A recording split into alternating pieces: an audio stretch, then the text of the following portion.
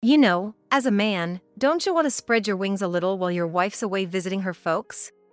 When she's home, she's always nagging and there's no place for a man in the house. Besides, having another woman around means she can take care of my personal needs, right? My parents and I were left speechless by those words. See?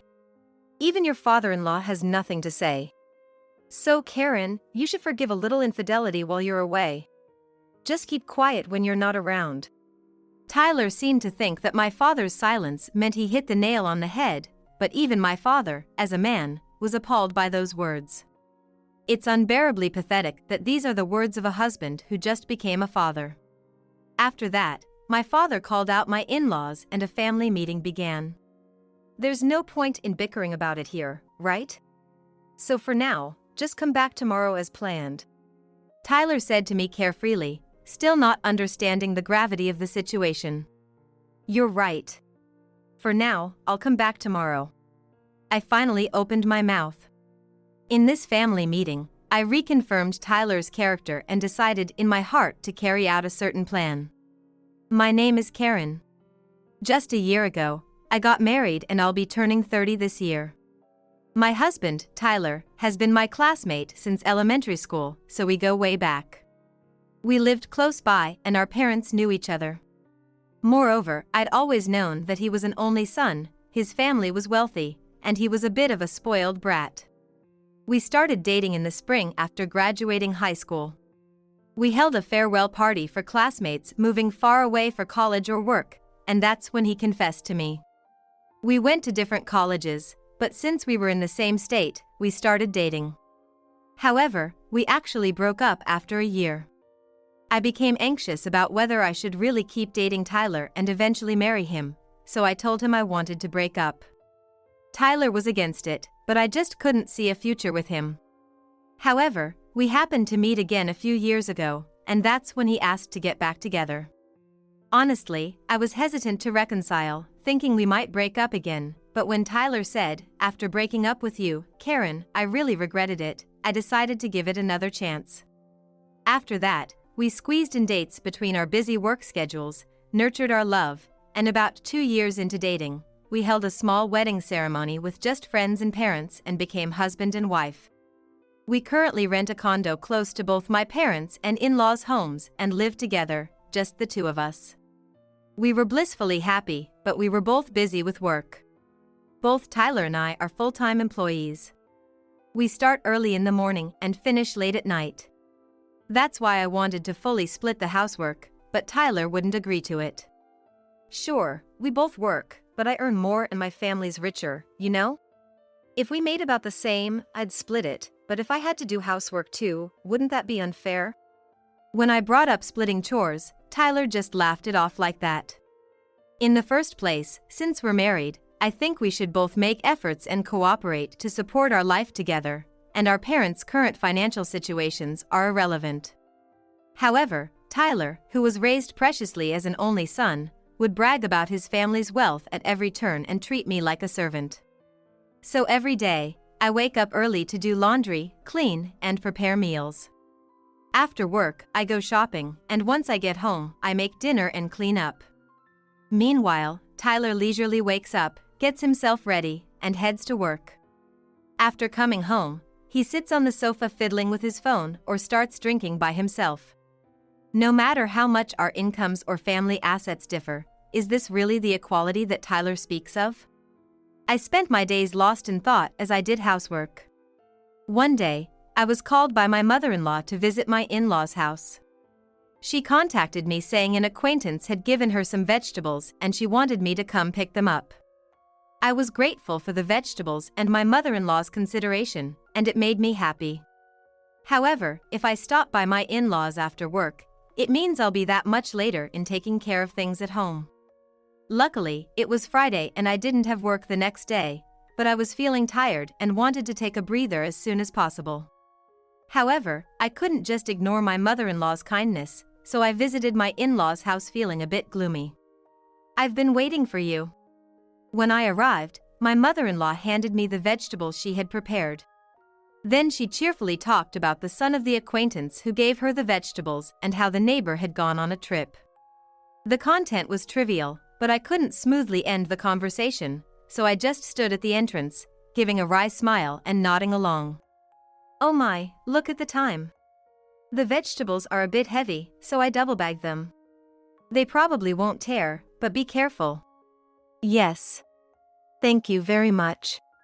You seem a bit down. Your complexion doesn't look good either. Did I make you come over even though you're not feeling well? My mother-in-law peered at my gloomy face and asked with a slightly flustered tone. No. I'm just a little tired. Is that so? You need to rest as soon as you get home. I wonder if Tyler will be coming home early today too. Maybe I had reached my limit, but I couldn't smoothly dodge those words. When I get home, cooking and laundry are waiting for me. On top of that, when Tyler gets back, he'll relax by himself without a second thought. There's no way I wouldn't be irritated seeing that, and there's no way I'd have time to rest. It's not my mother-in-law's fault, but I felt myself becoming spiteful and about to say something like that.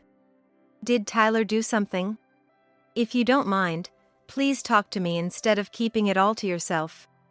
My mother-in-law gently spoke to me, then put the vegetables she had been holding down at the entrance. She urged me to come inside, had me sit on the sofa, and listen to my story. So that's the situation. Am I wrong for asking Tyler to do even a little bit of housework? As I talked to my mother-in-law, tears began to fall. Since we live close by, I often keep in touch with my mother-in-law.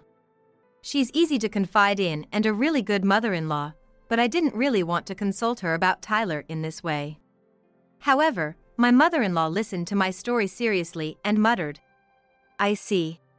I'm sorry for pushing everything onto you, Karen. It's all because I spoiled Tyler. No, it's not your fault. But I just can't handle it all alone. Thank you for telling me. I'll try talking to Tyler. After saying that, my mother-in-law told me to stay the night. Once I calmed down a bit, she placed warm stew and pickled vegetables in front of me and said, I'm gonna go buy some underwear at the store real quick. Eat and wait for me, before dashing out of the house with incredible vigor. If I didn't go home, I wonder what would happen to Tyler. There's no dinner, and the room is still a mess. I thought about that a little, but overwhelmed by my mother-in-law's energy, I quietly reached for the chopsticks. The taste of a meal made by someone else, which I hadn't had in a long time, was delicious and I kept eating. Why had I been trying so hard by myself? I was grateful to my mother-in-law, thinking I should have consulted her sooner, and I rested at my in-laws that night. After this incident, I started consulting my mother-in-law about everything. Regarding splitting household chores, it seems my mother-in-law scolded Tyler, saying, Karen is not your mother. You can't rely on her for every little thing. Stop tattling every damn thing. Tyler grumbled, but recently he's at least started doing the dishes. I still have a much bigger burden, but I'm very satisfied with even just that. Then, sometime later, I got a call from my friend Sarah while on my way home from work. Sarah has been my close friend since elementary school, and of course she's friends with Tyler too. She also lives locally, so we often meet up and keep in touch. That day, I answered the phone without thinking much of it. Hello? Karen, are you alone right now? Huh? Yeah.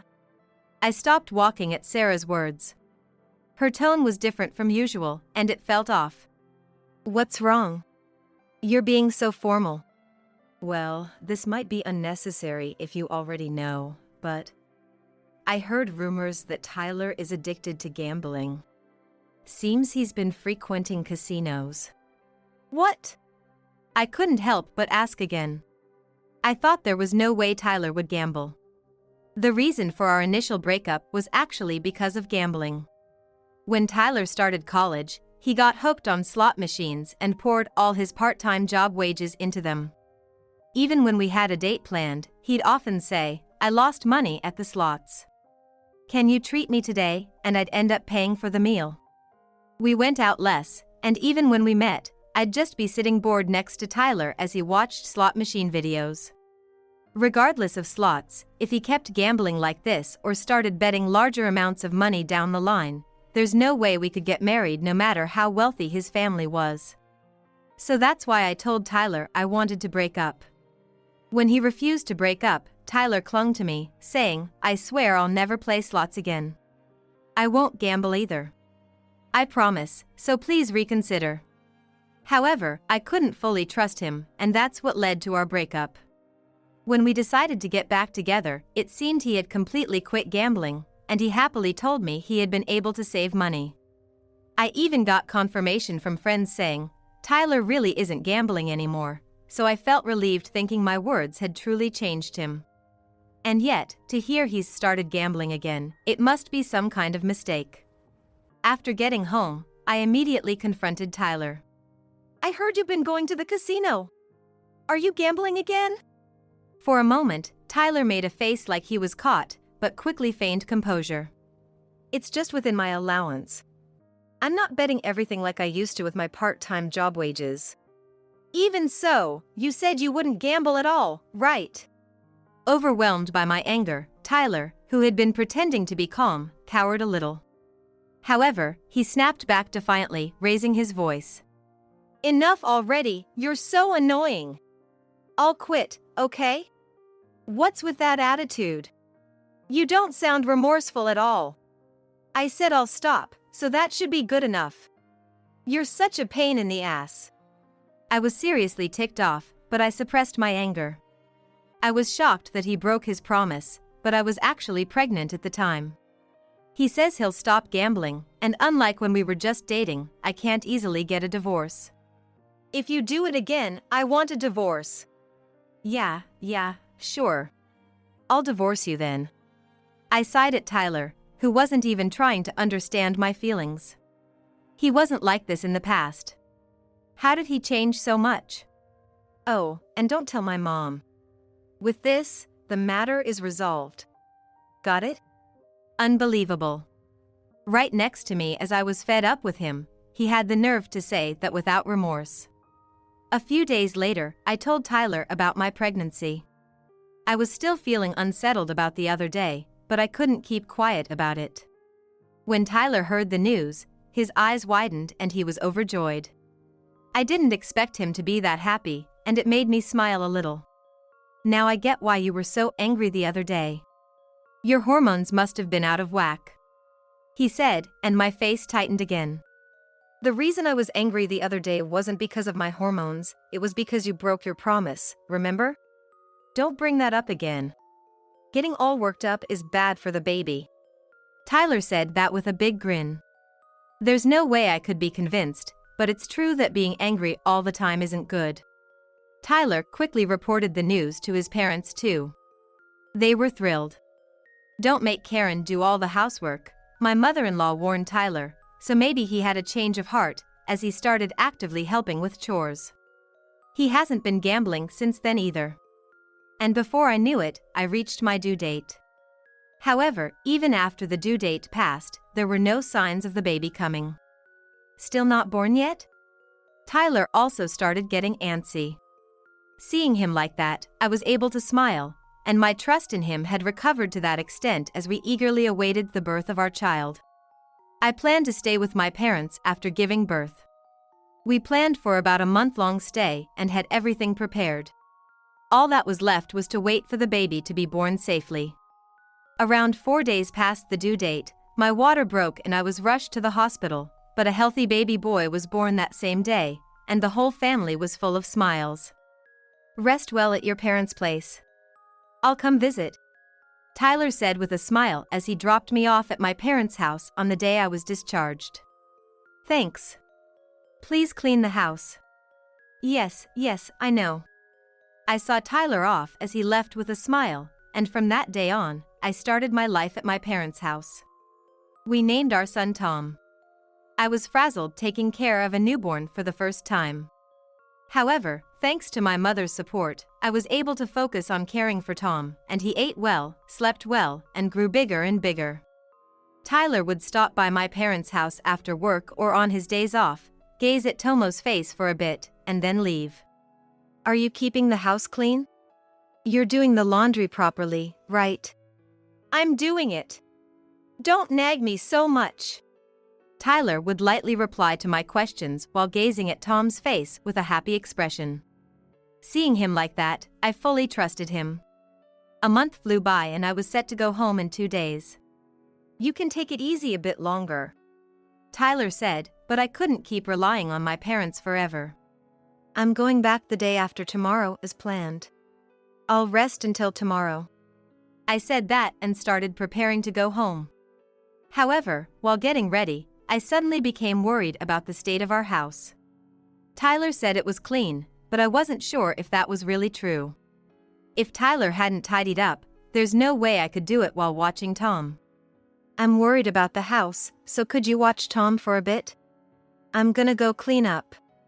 Of course, dear. Tyler must be at work, but why don't you go have some tea or something? You're gonna be even busier from now on, so you need a breather too. My mother saw me off with those words. I took her up on the offer, left Tom with my mother, and headed home. It felt like it had been a long time even though it was only a month. When I arrived at the condo, I turned the key, feeling both anxious and hopeful about the state of our home. With a click, the lock disengaged and I stepped inside. I'm home. However, as if reacting to my voice, I heard a noise inside the house. Could it be a burglar? I braced myself. Then, Tyler frantically rushed out of the bedroom. Karen? What are you doing here? You're not supposed to be back until the day after tomorrow. His hair was a mess and he was dressed sloppily. I couldn't help but widen my eyes. What about work? Tyler stiffened a bit at my loud voice and started talking. I thought I'd get some sleep now while I can, since I won't be able to once Tom is here. I took a personal day today. But from the way he was stammering and glancing at the bedroom, I had a bad feeling. Is there something in the bedroom? Huh? Oh, no. No, there's someone in there, right? As I said that, I pointed at his feet. I hadn't noticed earlier, but there was a single woman's sandal. I have the exact same pair, but mine aren't this worn out. There's no way anyone's here. Move. I pushed Tyler aside and went into the house. Wait, the bedroom is a mess. Tyler hurriedly tried to stop me, but I shoved him aside and opened the bedroom door. And there, a strange woman in just her underwear. Who are you? What are you doing in someone else's house? I yelled as I stepped into the bedroom, trampling on the scattered women's clothing. The woman's gaze fell to the clothes under my feet. Tyler hurriedly tried to pick them up, so I deliberately sat down on the clothes and took out my phone. Hey, move! Michelle's clothes are... Michelle? Oh, that underwear woman? No, there's a deep reason for this. Tyler fidgeted as he tried to get the clothes out from under my butt, and Michelle hid her body with the blanket. I recorded the scene on my phone. What are you filming? Evidence. Please stop. Michelle finally spoke up, letting out a feeble shout. If you want me to stop, admit to the affair, apologize, and get out of here. I yelled at her. I may have seemed calm, but I was numb inside, and even if I try to remember now, I don't have much memory of this moment. From this recording, I kind of recall the situation. And this recording ended with Michelle on the bed, admitting to the affair and apologizing. I don't even remember how I got back to my parents' house after that. The next day when I woke up, I finally understood the situation and tearfully told my parents about Tyler's infidelity. You've looked pale and out of it since you got back, so we wondered what happened. My mother said that and cried with me, and my father got furious. Call Tyler here right now. I called Tyler over as my father said, and he showed up looking annoyed. When my parents asked him about it, Tyler opened his mouth with a slight laugh. You understand, don't you? What? My father's brow twitched. You know, as a man, don't you want to spread your wings a little while your wife's away visiting her folks? When she's home, she's always nagging and there's no place for a man in the house. Besides, having another woman around means she can take care of my personal needs, right? My parents and I were left speechless by those words. See? Even your father-in-law has nothing to say. So Karen, you should forgive a little infidelity while you're away. Just keep quiet when you're not around. Tyler seemed to think that my father's silence meant he hit the nail on the head, but even my father, as a man, was appalled by those words. It's unbearably pathetic that this is coming from a man who just became a father. My father immediately called Tyler's parents. I remained silent as the family meeting began. You're making too big a deal out of this. Tyler was dissatisfied with our actions, but his parents rushed over with pale faces after hearing the situation. We can't send Karen in this state or our still young grandson back to Tyler, my father and mother said resolutely, openly expressing their anger. Tyler's parents turned pale and could only utter words of apology. Tyler's actions must have been a shock to them too. Amid all this, Tyler spoke up. There's no point in bickering about it here, right? So for now, just come back tomorrow as planned. Tyler said that to me carefreely, still not understanding the gravity of the situation. You're right. For now, I'll come back tomorrow. I finally opened my mouth. In this family meeting, I reconfirmed Tyler's character and decided in my heart to carry out a certain plan. However, Tyler, not even noticing such a thing, seemed satisfied with my response. Both my parents and his parents were left speechless by my words. The next day, I went home first thing in the morning. Because Michelle had left in a hurry, her toothbrush and underwear were left behind. It was as if she had been living there. Well, of course. Thanks to Michelle, the house wasn't as messy as I had worried. Tyler must have told me to take it easy at my parents' place so as not to disturb their fun life together. His life with Michelle must have been exciting and enjoyable. Thinking that she had been living in our home, cheating in this house, made me nauseous. But Tyler seemed satisfied that I had come back. I knew I made the right choice with you. My eyes weren't wrong.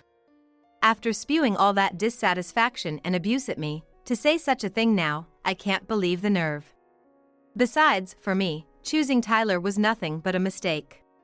Suppressing the urge to say that, I spent that day making certain preparations, and the next day, while Tyler was at work, I carried out a certain plan.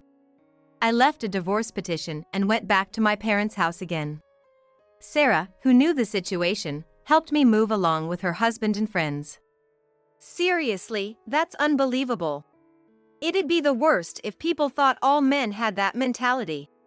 Even Sarah's husband was appalled and outraged by Tyler's remarks. I took out all the washing machines, vacuum cleaners, and refrigerators that I had bought with my own money. The bed is just garbage to me now, so I left it. Thanks to everyone, those items were quickly moved into my parents' house. I had actually told my parents that I would be coming back here. With the move settled, I was having dinner when I got a call from Tyler. When he got home and noticed the divorce petition and nothing but the bed, he seemed to have finally panicked. Even if I ignored it once, he kept calling over and over again. As I ignored them all, after a while, the intercom at my parents' house rang. Karen! I know you're there! Tyler's voice could be heard from the entrance. My father offered to send him away, but I coldly said, just ignore him. He'll go home eventually. It started raining after a while. Open up! The rain is terrible! Tyler didn't try to leave and kept shouting from the entrance. He seemed desperate to take me back. I had no choice but to go to the entrance. Did you bring the divorce petition? I asked through the door. I'm not getting divorced. I'm staying here until you come back. Tyler refused the divorce and said that. I sighed at his words. Anyway, let's just go home for now. The rain is getting worse too. I'm inside the house, so I don't care if the rain is terrible or not. Tyler seemed to be suffering in the rain. Seeing him like that made me laugh unintentionally, and I went back to the living room. The intercom kept ringing, but I was determined to thoroughly ignore it. The rain gradually got stronger and stronger, but I laughed, thinking he could cool his head by getting drenched. However, even after a while, Tyler didn't go home, so my father had no choice but to contact his parents. Upon receiving the call, his parents rushed over with pale faces, just like the other day. Ugh! What did you come here for? Hearing Tyler's voice from the entrance, we knew his parents had arrived and finally opened the door. Seeing my face, Tyler made an exaggeratedly relieved expression and said, Karen! You suddenly disappeared. I was so surprised. You said you'd come back yesterday, right? Come on, let's go home. I scoffed at Tyler's words. Go back? To that house? Don't be ridiculous. Yesterday, you said to come back for now, so I just came back for now. I had to prepare to move out too. No way! Could it be you didn't forgive me? Tyler was utterly shocked by my words. It seemed that in Tyler's mind, the issue had been resolved because I said I would return. In the first place, Tyler didn't think his actions were wrong and kept saying things that justified his infidelity. To Tyler, the fact that I was angry was probably just a temporary emotion. Of course not. There's no way I could forgive you that easily. His mother scolded Tyler before anyone else. What? Don't you understand people's feelings? Then, his father also raised his voice and scolded Tyler. His mother was crying and his father was angry. The scene was truly a family feud. At first, Tyler was defiant, but he finally seemed to realize that no one was on his side and started lashing out. What, am I really that bad? Sure, I may have hurt Karen a little, but I didn't cause trouble for anyone. Didn't cause trouble? Do you know what the neighbors are saying about you? What? Tyler cowered at his father's words. In fact, rumors of Tyler's bad behavior had spread in the neighborhood. As Sarah witnessed, many of our classmates had seen Tyler going in and out of the casino, but if that was all, there wouldn't be a problem. However, Tyler had the nerve to act overbearingly inside the casino, threatening the staff, groping women, and taking out his frustrations on the machines. I heard about it from my friends during the move and was appalled. His parents must have heard about it from someone too. I thought I raised you with love and did my best. But blood will tell. Dad! Everyone felt something was off about his father's words spoken in anger. It seemed Tyler felt the same way. Blood will tell? What do you mean? When Tyler asked that, his father said, You're not our child. You're the child of my sister. What? I was even hearing this for the first time. However, my parents must have known. The two of them looked at each other and fell silent. Did you and Mom know too? It's a small town. We had heard rumors like that. This isn't the place, so shall we talk inside? We started the family meeting again. Tyler, soaked to the bone, fell silent with a pale face. Then his parents began to speak.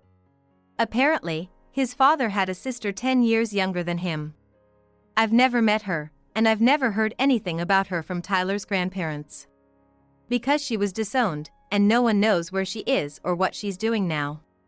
His sister got pregnant with Tyler when she was in high school. The father was a member of what would now be called a quasi-delinquent group. A man who threatened people, committed fraud to make money, and had more arrests than could be counted on one hand. The moment he found out his sister was pregnant, he abandoned her, and is currently serving a prison sentence for his subsequent crimes. Tyler's mother, who could no longer have an abortion, gave birth to Tyler. I don't know what the child of such a man will do. I'm not gonna raise him, she said, left baby Tyler, and disappeared. Meanwhile, we were already married but couldn't have children for a long time, so the two of us decided to take in Tyler. Even when Tyler caused problems until now, I thought it was because I spoiled him. But I can't cover for him anymore. The shocking truth left my mouth agape. Tyler also turned pale and didn't say a word. My parents remained silent too. It's no wonder it became a rumor that a man with such a bad reputation got the daughter pregnant. Probably not just my parents, but many people in town of their generation and older know about it. We raised you as our real child. But we can't handle you anymore. When my sister was disowned, I didn't understand my parents' feelings, but now I do. You're not my child anymore. Wait. Tyler began to tremble at his father's words. Looking down on people, treating them like servants, hurting them. Mom. No matter how much love we gave you, you probably don't understand our feelings when people say, as expected of that man's child. Tyler was stunned by those words. Every time Tyler caused a problem, his parents must have endured a life of people gossiping behind their backs, saying that man's child. Even I can see that they loved and raised Tyler properly without showing that on the outside. Tyler, who took that love for granted and forgot to be grateful to his parents, deserves to be given up on. I'm really sorry. You're apologizing to the wrong person. His mother scolded Tyler, who was turning pale and shedding tears. Karen, I'm so sorry for hurting you. Scolded by his mother, Tyler finally faced me and uttered words of apology. After that, his parents apologized to me too. As his parents, the last thing we can do is take responsibility and support Karen in getting a divorce. Really. His face was a mess of rain and tears. With the help of a lawyer, I filed for child support from Tyler. Then Tyler and I got divorced. His parents paid all the legal fees. However, Tyler was slow to pay. His parents, unable to bear seeing that, paid the money they had saved for Tyler's sake as child support. We can't accept money from you, I said to them, but they said in unison. This is Tyler's money. It's the allowance and gift money Tyler received that we held on to. We intended to use it to help Tyler if something happened, but if we don't use it now, this money will have no meaning. With those words, I decided to accept the money. Initially, Tyler was against using that money for child support, but when I said, "Then how are you going to pay me?" he finally agreed to paying child support. It would be hard for Tyler to pay child support monthly from now on. After that, I started a new life with Tom and my parents at my parents' house. However, the story doesn't end there. 2 months later, Tyler came to me again. Karen, let's start over. I really can't do this without you after all. It was a line similar to when he urged me to get back together before, but I won't be fooled again. What can't you do? When I asked with a resolute attitude, Tyler faltered for a moment. Huh? Well, I don't know what to do about utilities and stuff. What? Figure that out yourself. What you need isn't me, it's the knowledge to live, right? Actually, I knew that the rent and utilities for the condo weren't being withdrawn. I had stopped everything that was being withdrawn from my account. I don't think Tyler did the procedures after that. Or rather, he had left everything to me until now, so he probably doesn't know what to do. It was being withdrawn from my account until now, so you just need to change it to your own account, right? So, how do I do that? I don't know. Study a little. Tyler may have thought I would help him, but I have no obligation to help him. I don't care what he does from now on. He's been abandoned by his parents, and this has become known among his friends, who are all keeping their distance from him. Michelle apparently dumped him, saying, I had to pay compensation just for sleeping with a man like Tyler. Michelle needs to reflect on her own actions too, but it serves Tyler right that he has no one left. Make sure to pay the rent so you don't get kicked out of the condo, I said, trying to end the conversation, when Tyler uttered unbelievable words. Then, I hate to ask, but could you lend me some money? What? I don't have money because I paid you. I don't know about that. Besides, even if you don't ask me, you should have some savings, right? Tyler opened his mouth reluctantly at my question. Well, you see, I lost it all at the casino. At the same time, laughter welled up inside me. I was utterly dumbfounded. You lost everything because of your own actions. This is what they call reaping what you sow, right? Just make sure you don't turn to loan sharks. Tyler lost everything because of his own actions. He had a hard time apologizing and reflecting until now, but this incident must have been a big deal for him too. I hope this will make him a person who can reflect on himself a little. In the end, Tyler filed for bankruptcy after that. It seems it wasn't a lie that he didn't know how to do the procedures, but he probably didn't have the money to pay in the first place. He was kicked out of the condo, became a laughingstock among his friends, and his words and actions towards me became the talk of the neighborhood, so he must have felt uncomfortable. After that, Tyler moved away somewhere as if running away. I don't know where he is or what kind of life he's living now, but the fact is, he's Tom's father. I hope he can start fresh and rehabilitate himself from now on. Tom grew up healthy. Although I'm curious about his parents saying blood will tell about Tyler, I think Tyler simply couldn't receive his parents' love due to his original personality. It's not about blood, it's Tyler's own problem. I still keep in touch with his parents. Even though Tyler's ties with his parents are severed, Tom seems to think of them as his dear grandparents. Of course, the same goes for my parents. Tom will receive everyone's love and grow up from now on. I want the whole family to watch over him as he